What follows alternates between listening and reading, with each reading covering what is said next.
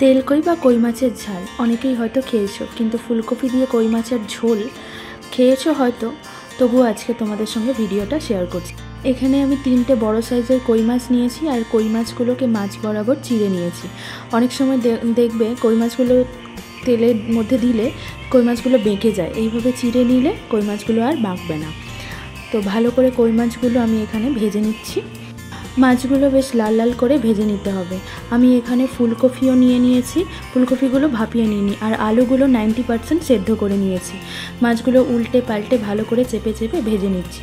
মাছ না ঠিকঠাকভাবে ভাজা হলে খেতেও সেরকমভাবে ভালোও লাগে না, তো আমার তো লাল লাল করে ভাজা মাছই বেশি ভালো লাগে। তাই মাছগুলো বেশ কড়া করে ভাজা হয়ে গেছে, তো আমি এবার এক এক করে মাছগুলো অন্য একটা জায়গায় তুলে রেখে দেবো।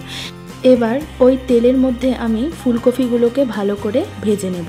আমি যখনই ফুলকপি রান্না করি সবসময় চেষ্টা করি একটু গরম জলে ভাপিয়ে নেওয়ার জন্য, যাতে ফুলকপির মধ্যে এখন তো সমস্ত কিছু সারের জিনিস, তো সারের অ্যাকশনগুলোও কেটে যাবে বা ফুলকপির ভেতরে কোনো পোকা লুকিয়ে থাকলে সেগুলো মরে যাবে। তো আমি ভাপিয়ে নিই, কিন্তু আজকে আমি সেটা করলাম না, ভেজেই নিচ্ছি। এবার ওই তেলের মধ্যে সেদ্ধ করে রাখা আলুগুলো ভালো করে ভেজে নেব। আলুগুলো ভাজা হয়ে গেলে সামান্য একটু তেল দিয়ে 5 ফোড়ন দিয়ে দেব। 1 কোয়া রসুন বেটে নিয়েছিলাম, সেই রসুনটা আমি ওই তেলের মধ্যে দিয়ে ভালো করে ভেজে নেব। এবার কুচিয়ে রাখা পেঁয়াজগুলো দিয়ে দেব। পেঁয়াজটা আমি এখানে ভালো করে লাল করে ভেজে নেব। অল্প একটু লবণ দিয়ে দিচ্ছি যাতে পেঁয়াজটা তাড়াতাড়ি গলে যায়। পেঁয়াজটা লাল করে যতক্ষণ না ভাজা হচ্ছে ততক্ষণ পেঁয়াজটাকে এইভাবে নাড়তে হবে। এবার ওই তেলের মধ্যেই লঙ্কার গুঁড়ো আর হলুদের গুঁড়ো দিয়ে দেব। কুচিয়ে রাখা টমেটোগুলো দিয়ে দেবো, কোনো রকম জল অ্যাড করব না। মশলা থেকে যতক্ষণ না তেল ছেড়ে বেরিয়ে এসছে ততক্ষণ জল দেওয়া যাবে না। এবার দিয়ে দেবো বেটে রাখা আদা। ভালো করে মশলাটা একসঙ্গে মিশিয়ে নেব। পুরো মশলাটা দেখো ভালো করে ভাজা ভাজা করে নিতে হবে।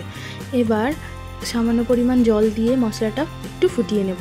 ভেজে রাখা আলুগুলো দিয়ে দেব। আলুগুলো মশলার সাথে ভালো করে কষিয়ে নেব।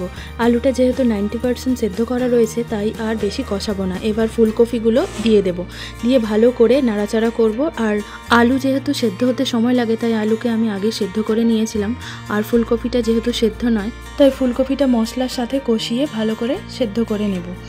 মশলাটা ভালো করে কষিয়ে নিতে হবে যাতে কাঁচা গন্ধটা না থেকে যায়, আর মশলার কাঁচা গন্ধ থেকে গেলে রান্নাটা খুব একটা স্বাদের হয় না।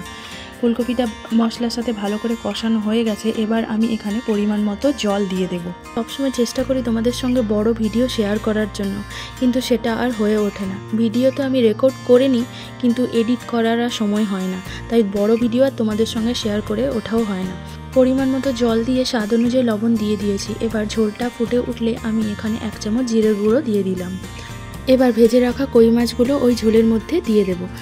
এবার বলি, আমার তো ভিডিও করে দেওয়ার মতো কেউ নেই, তাই নিজেই সমস্ত কিছু করি। এক হাতে ফোন ধরে ভিডিও রেকর্ড করছি আর এক হাতে রান্না করছি, তাই ভিডিওটা বেশ নড়াচড়াও করছে। তোমরা যারা এক হাতে আমার মতো এইভাবে ফোন ধরে ভিডিও করো আর এক হাতে রান্না করো তারাই বুঝবে যে কী সমস্যাটা হয়। রান্নাটা আমার প্রায় হয়ে গেছে। এবার উপর থেকে ধনেপাতা কুচি দিয়ে দিলাম, আর গরম মশলা দিয়ে আরেকটু ফুটিয়ে নিলে আমার ঝোলটা তৈরি। ফুলকপি দিয়ে কই মাছের ঝোল। তেল কই খেয়েছো, কই মাছের ঝালও খেয়েছো, এইভাবে ফুলকপি দিয়ে একবার কই মাছের ঝোল বানিয়ে খাবে, দেখবে কেমন লাগে।